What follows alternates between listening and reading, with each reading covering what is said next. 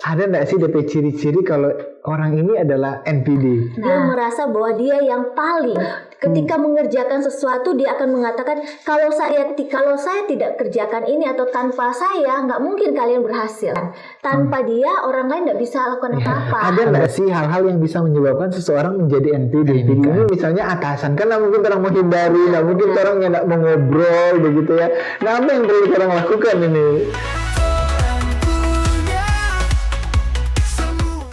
Berikut lagi di podcast Torang Punya. Nah di episode terbaru ini Torang mau bahas terkait yang kayaknya kalau Torang buka sosial media rata-rata Torang mau lihat yang ini terkait NPD, narsistik. Aduh, seperti apa sebenarnya ini dan jangan-jangan Torang juga ada di sekitaran NPD atau mungkin jangan-jangan Torang sendiri. Torang mau bahas ini dengan Torang narasumber. Ada psikolog yang luar biasa. Ada Kak Hana Monare. Selamat datang di podcast Torang Punya. Oke, terima kasih sudah diundang. Luar biasa. Memang Torang mesti undang yang berkompeten mau bahas ini dia. Apa kabar Kak Ana? Luar biasa. Luar biasa kan. Nah ini beliau ini adalah seorang psikolog klinis juga kan Kak? Psikolog klinis. Jadi memang pas sekali orang mau bahas terkait NPD ini. Mungkin untuk memulai ini orang mesti cari tahu dulu apa sih sebenarnya itu NPD ini Kak Ana? Ya, ini mungkin kembali lagi meluruskan di luar sana ya. Ini sekarang katanya lagi hit, lagi viral dengan bahasa NPD. Dan sangat disayangkan orang-orang lebih mudah memberikan sebuah label ke orang-orang bahwa dia termasuk NPD. Betul, banyak sekali sekarang yang langsung kayak ada orang orang membanggakan diri sedikit NPD atau ada sesuatu NPD. Iya betul. Atau mungkin ketika kita melihat teman kita atau orang lain yang kayaknya dia punya karakter terlalu bosi banget gitu kan. Dia punya karakter terlalu tidak mau mengalah dan lain-lain. Itu NPD. Nah itu sebenarnya salah. Oke. Tidak ada salahnya kita menjadi narsisme. Iya. Karena itu dibutuhkan oleh setiap orang untuk menumbuhkan dia punya kepercayaan diri. Apakah kita tidak bisa menjadi egois buat diri kita dan juga orang lain? Diperlukan juga. Ataupun misalnya kita emosi. Kalau orang emosinya datar sekali berarti tidak sehat gitu ya. Nah, namun dalam konteks NPD ini, Narcissistic Personality Disorder adalah salah satu bentuk dari gangguan kepribadian. Karena masuk di disorder itu tadi kan. Jika ada kata disorder berarti sudah termasuk gangguan kepribadian. Salah satu dari gangguan kepribadian yang lain. Nah, kalau kita melihat tentang NPD sebagai psikolog klinis, memang kami tidak bisa langsung coba tebak gitu ya. Apakah dia sudah NPD? Tidak bisa seperti itu. Harus dilakukan pemeriksaan yang ilmiah dengan tools juga yang ada dan kemudian kita merekonstruksi bagaimana sih atau apa yang menyebabkan sampai orang tersebut mengalami gangguan ini. Berarti memang mesti ada tes begitu kan? Iya betul. Ya? Harus bisa ada langsung juga kasih label. Jadi kayak kita interview juga gitu. Tapi kalau misalnya itu kan mesti ada pemeriksaan. Tapi kalau misalnya orang melihat ada nggak sih DP ciri-ciri kalau orang ini adalah NPD? Nah, mungkin kita kembali lagi yang memberikan sebuah diagnosa bahwa orang NPD itu bukan orang awam. Nah, ketika kita melihat hanya 1, 2, 3 ciri, kita melabelin, kasihan loh, kita berempati dengan orang tersebut, gitu. Nah, di sini mungkin kita belajar melihat bahwa ada istilahnya dia mengalami dengan sebutan, dia mencari dengan tipe yang kayak kekuasaan. Dia merasa bahwa dia yang paling paling keren gitu kan, paling cantik, gitu. si paling gitu. Istilahnya boleh kita merasakan paling, tetapi di level yang paling tinggi. Dia tidak mau dalam kondisi orang lain menyaingi dia. Gitu, si paling pinter gitu kan, si paling ganteng, istilahnya si paling. Tapi dalam proses ini ketika orang sudah dia merasakan bahwa dirinya sudah paling dengan level yang tinggi, itu sudah tidak baik. Istilahnya kan secara psikologis bahwa sesuatu yang berlebihan tidak baik untuk dirinya, betul, gitu ya. Nah, belum lagi dengan istilahnya kondisi di mana dia mencari sebagai pusat perhatian. Paling pencari perhatian berarti. Betul, dia ketika mengerjakan sesuatu dia akan mengatakan kalau saya tidak kerjakan ini atau tanpa saya nggak mungkin kalian berhasil. Jadi dia kurang memberikan empati, peduli dengan juga atau apresiasi ke orang lain. Gitu. Jadi dia lebih melihat bahwa kehadirannya itu sangat-sangat dibutuhkan. Tanpa dia orang lain tidak bisa lakukan apa-apa. Tanpa gitu. dunia tidak berjalan gitu ya Kak ya. Gitu. Sampai ada kondisi di mana dia mengalami bahwa perilaku yang manipulatif. Oh. Ya. Istilahnya kan ya dia ingin mendapatkan pengakuan yang lebih gitu ya. Jadi dia membuat bahwa apa yang terjadi ini gitu atau berhubungan dengan pencapaian itu karena dia lupa bahwa ada tim gitu ya. Betul. Oke, dalam proses pencapaian apalagi kalau bicara kantor kita kan nggak mungkin ya. Ini kan ada tim, ada tim yang rame yang banyak. Nggak mungkin cuma satu orang, tetapi keberhasilan semua orang. Dan di situ ada kurang rasa empati untuk memberikan apresiasi ke orang lain. Oke. Gitu. Berarti si pencari perhatian tadi manipulatif juga ternyata. Betul. Yang merasa paling pokoknya. Tapi kalau misalnya ini orang kan sama yang Kak Ana bilang tadi, kalau misalnya di kantor terutama itu kan harusnya kerja tim. Ada juga yang muncul seperti itu. Tapi orang nggak bisa langsung ngejudge kalau NPD kan, tetap mesti ke psikolog dulu. Betul. Nah di titik mana kemudian kalau misalnya orang pribadi harus menyadari kayaknya orang butuh bantuan ke psikolog untuk mengecek apakah orang ada NPD atau ada bibit-bibit NPD Kak? Ya, ketika mereka datang ke tempat praktek, yang terjadi mereka tidak menyadari bahwa mereka NPD, tetapi mereka akan datang dengan keluhan ke psikolog klinis bahwa kayak orang lain tidak bisa melihat saya bahwa karena saya ini bisa berhasil. Jadi mereka merasa bahwa kayak kurang apresiasi atau dukungan dari orang lain. Gitu. Jadi lebih kayak merasa bahwa dia yang paling tersakiti. Gitu ya. Yang paling gitu. Jadi korbannya gitu ya. Ini saya sudah berusaha yang terbaik, kenapa mereka tidak apresiasi dan lain-lain gitu. Jadi ketika datang dia tidak mengatakan bahwa Ibu Hana tolong apakah saya punya gejala NPD, tidak. Tapi di situ dia merasa kesulitan untuk menerima apa yang dikatakan orang. Apa yang dikatakan orang mungkin berhubungan dengan kekurangannya dia, ya kan, berhubungan mungkin dengan keterbatasan dia. Kalau secara manusia kan kita nggak sempurna. Iya, harusnya orang sadar itu. Belajar menerima kan. Nah, tapi dengan ciri-ciri orang NPD mereka sulit untuk menerima. Ya, jadi begitu misalnya ada orang yang kritik misalnya harusnya ngana begini, ngana kurang di sini. Kalau NPD itu akan susah untuk menerima. Sulit untuk menerima kritikan gitu. Dia merasa bahwa dia yang paling terbaik semuanya. Betul. Masa kalau ada yang terbaik kok ada yang masih masukan? Iya, betul. Jadi pada saat datang di ruangan konsultasi, di situ berproses. Baru kemudian dalam proses itu baru bisa mengambil sebuah kesimpulan. Dan akhirnya dia menyadari bahwa ternyata ini gejala NPD. Jadi tidak datang karena dia sudah lihat bahwa dia NPD. Atau ada yang kasus yang lain juga. Nah, ini dalam keluarga misalnya. Kalau keluarga nih, saya punya pengalaman dengan pasien keluarganya yang mengantar. Gitu. Jadi seorang anak mengantar. Tapi kan kalau misalnya gini Kak, mohon maaf kita potong. Kalau misalnya di NPD kan contoh anak mengantar kan agak susah ini kalau mau suruh polis tuh orang mau ke psikolog. Betul sekali. Ini pengalaman yang terjadi agak sulit memang. Tetapi dampaknya itu kan sudah ke rumah, sudah ke anggota keluarga yang ada gitu, ke relasi dengan pasangan, istrinya, dengan anak-anak. Dan ya secara psikologis anak ini merasa sudah tidak nyaman. Ada sesuatu yang tidak baik di dalam rumah.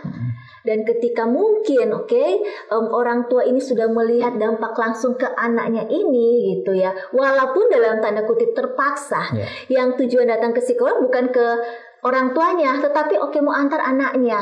Nah, tapi dalam proses itu anaknya mengatakan bahwa permasalahan ini karena ada sesuatu, karena parenting atau pola dari orang tua ini.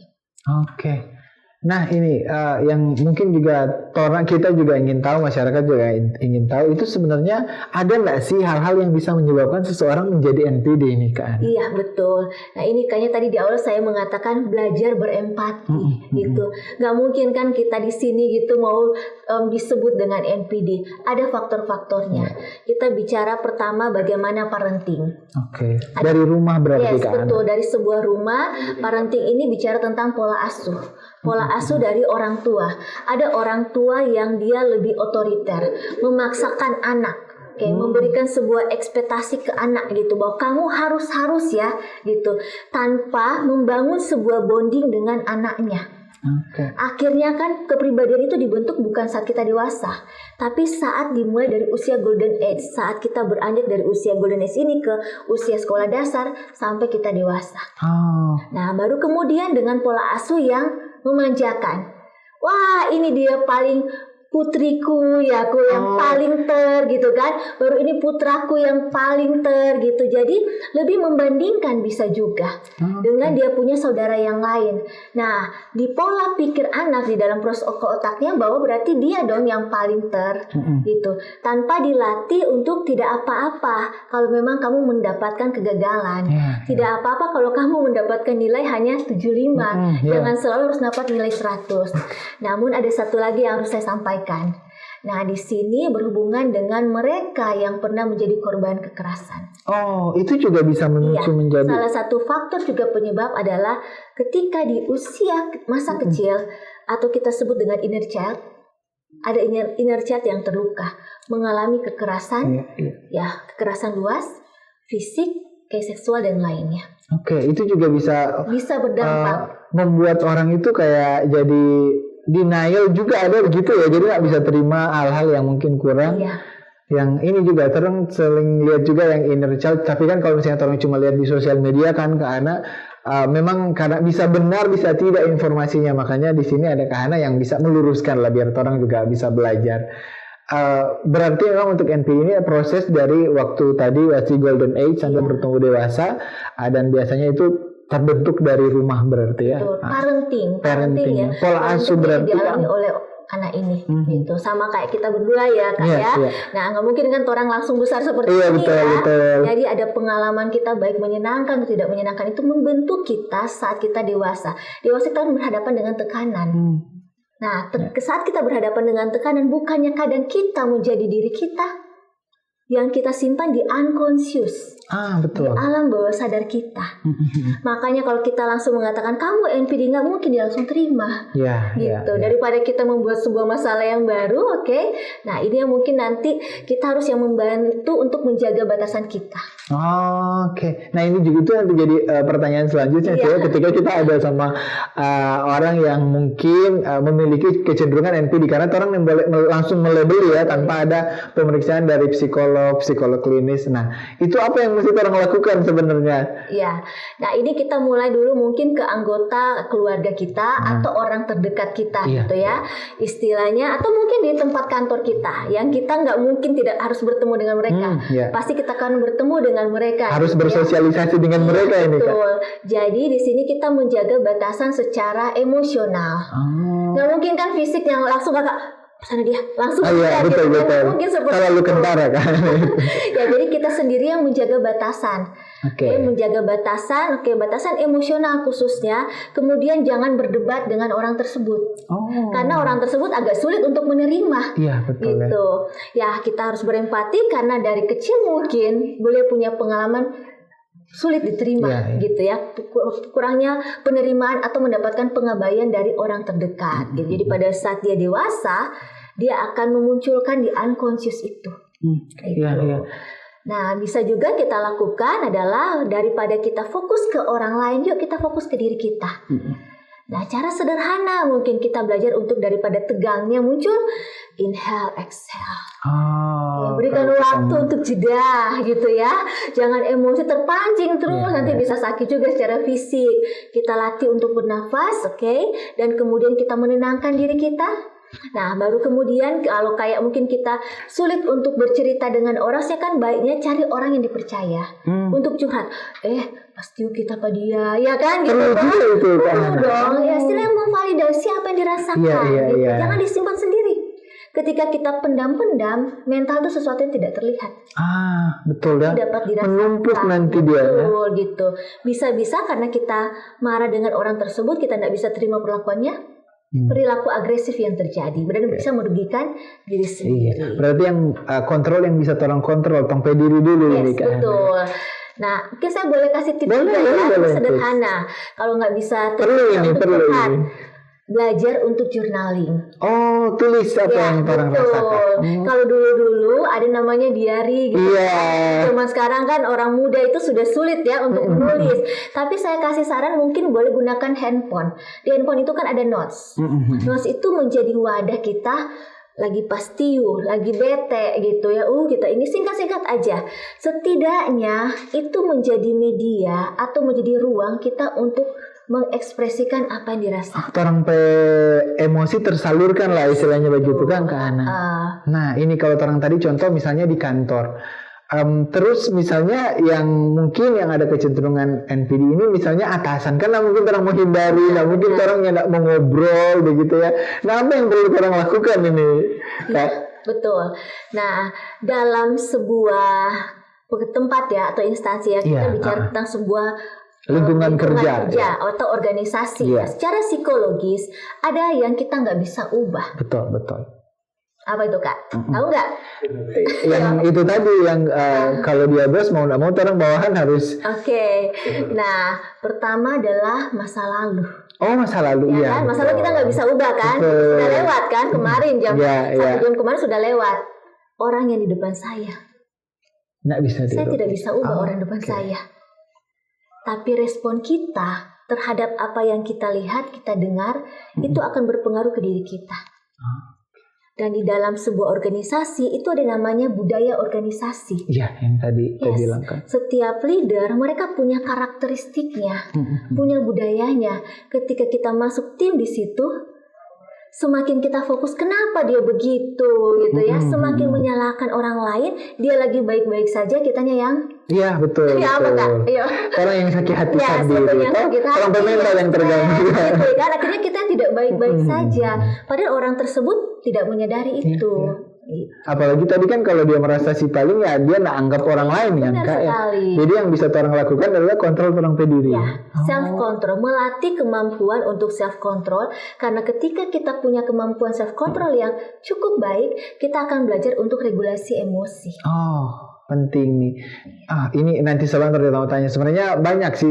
Tapi kalau misalnya itu kan di lingkungan kantor dapat yang bos. Tapi kadang-kadang juga mungkin di satu lingkungan kerja kan dengan berbagai kepribadian nih Kak ya. Ada juga yang mungkin sesama katakanlah satu sama lah kalau ya rekan kerja. Nah ini gimana ini kalau kita mau hadapi yang itu juga? Sebenarnya sama kan, karena ketika kita di sebuah organisasi kita akan berhadapan dengan karakter orang-orang yang kalau kayak saya katakan punya keunikannya. Unik. Gitu ya. Orang masing-masing unik betul gitu. Jadi semakin kita memaksakan orang lain atau rekan kerja kita memahami diri kita, nggak nyaman sebenarnya itu. Tapi kita akan belajar kenal. Di sini kita ada berapa orang nih? Ada 3 orang. Dia dengan karakter ini. Oke, 1 dengan karakter ini gitu ya. Nah, baru 1 dengan karakter ini. Berarti cara saya yang akan saya gunakan seperti itu. Ibaratnya kembali lagi dengan poin tadi, lebih fokus ke diri kita, bukan fokus ke orang lain.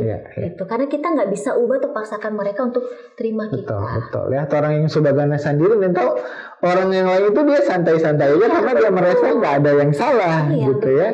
Jadi yang orang kontrol orang diri sendiri. Nah ini Kak Hana, kalau misalnya NPD itu sebenarnya bisa disembuhkan nggak sih, atau misalnya bisa kan ini kan tadi bukan penyakit ya, itu gangguan di psikologis kan ya. Apakah gangguan ini bisa orang kasih bagus atau bagaimana? Namanya sebuah gangguan atau disorder berarti ada tingkatan-tingkatannya.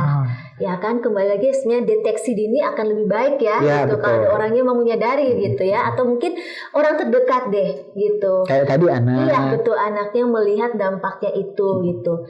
Nah, kalau dari saya sebenarnya kalau dia sudah dengan gangguan yang berat gitu, berarti dia akan mendapatkan penanganan secara terapi obat gitu. Nah, ini kan salah satu gangguan mental atau gangguan kepribadian. Namun kita kembali akan melihat bahwa sebuah diagnosa ada tingkatannya. Ada tingkatan yang kita nggak bisa langsung katakan itu ringan, berat, sedang, harus pemeriksaan. Tapi cara yang bisa dilakukan pertama adalah dilakukan layanan dengan konsultasi psikologi, dengan layanan konseling. Kita membantu dia untuk merekonstruksi dirinya, membantu dia untuk bisa menerima yang tadi saya katakan. Dia datang, dia lebih kesal karena dia terus yang disalahkan gitu kan. Tapi dalam proses itu, dia bisa menerima.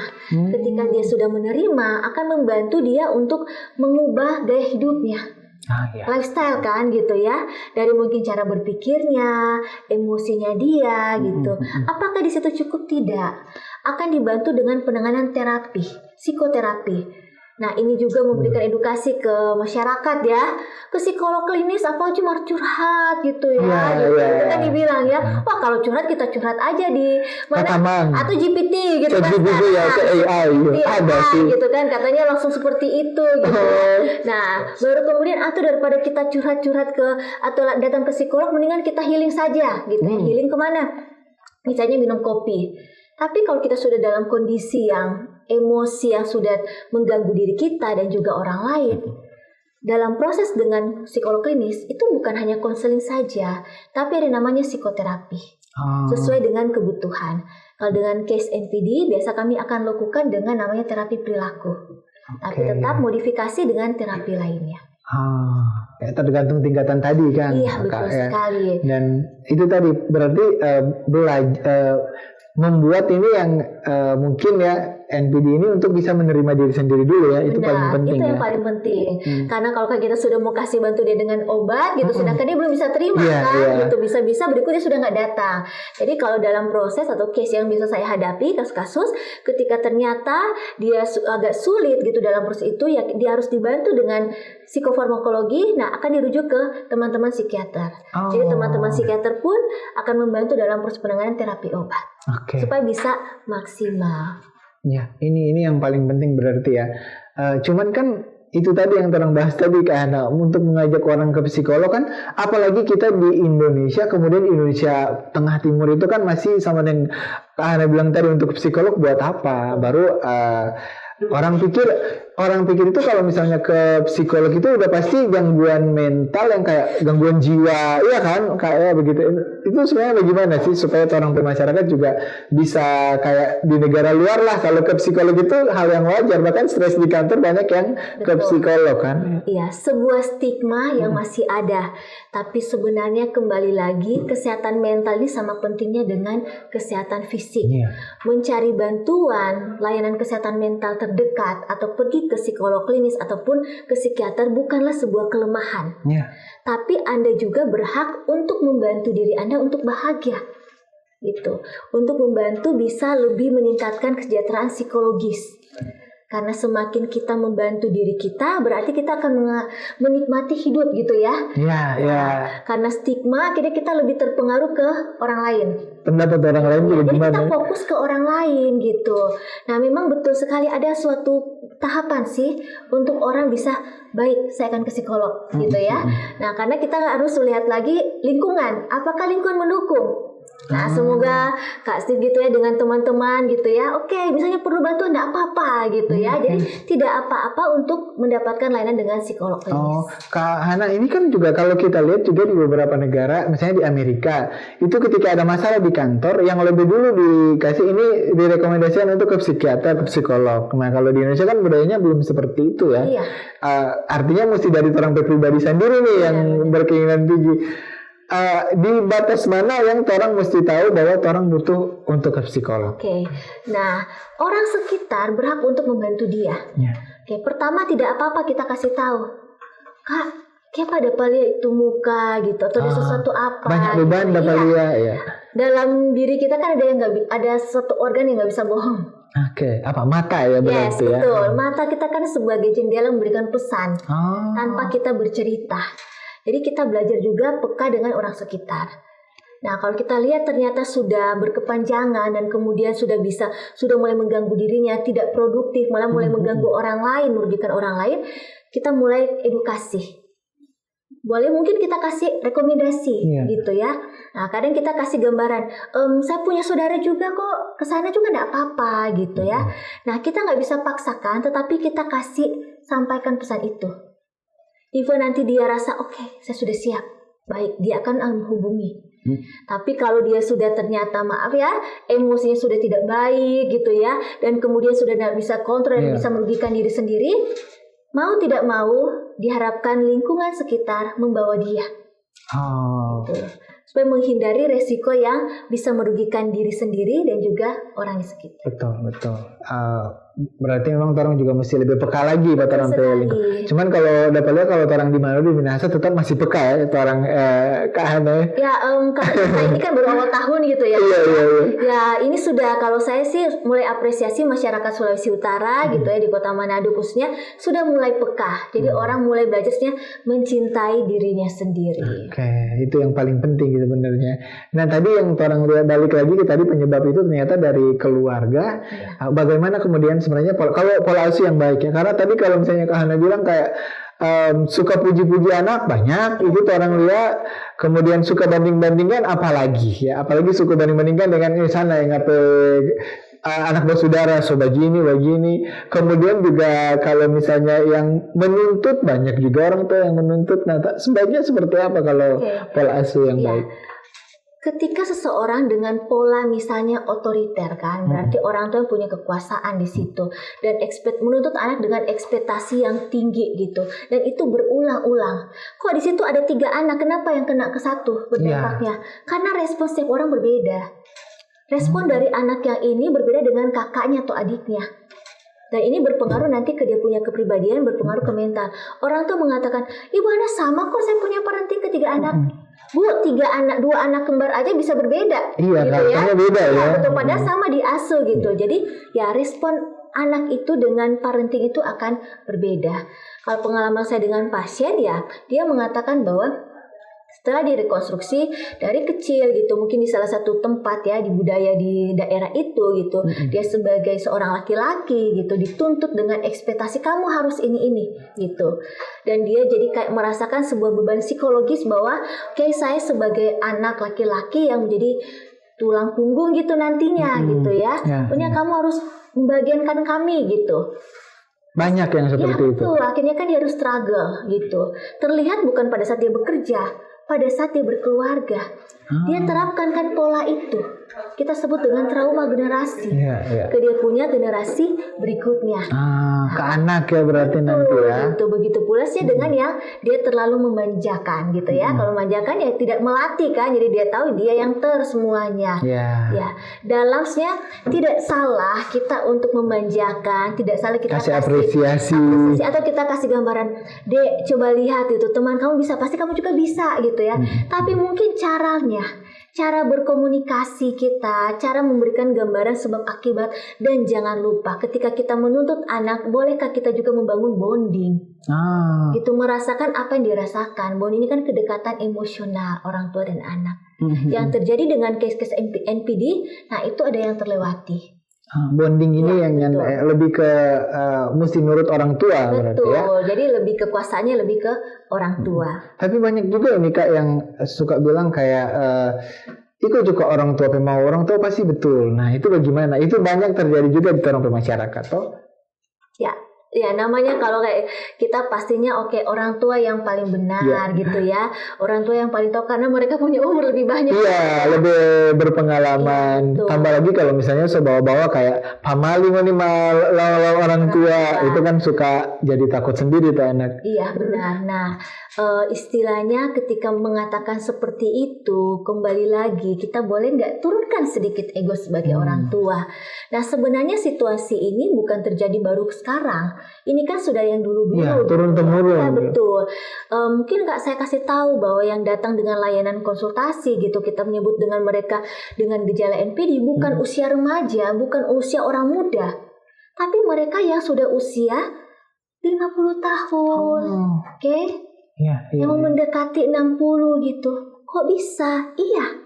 Karena kan proses gitu.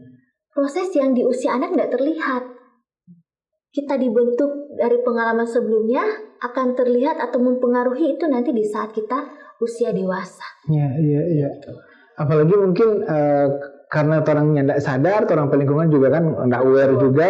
Jadi ketika misalnya si orang yang mungkin punya gejala NPD ini sudah masuk usia pensiun kan berubah. Mendadak yang tadinya mungkin punya power, tiba-tiba di rumah kok beda. Itu mulai sadar dulu. Betul.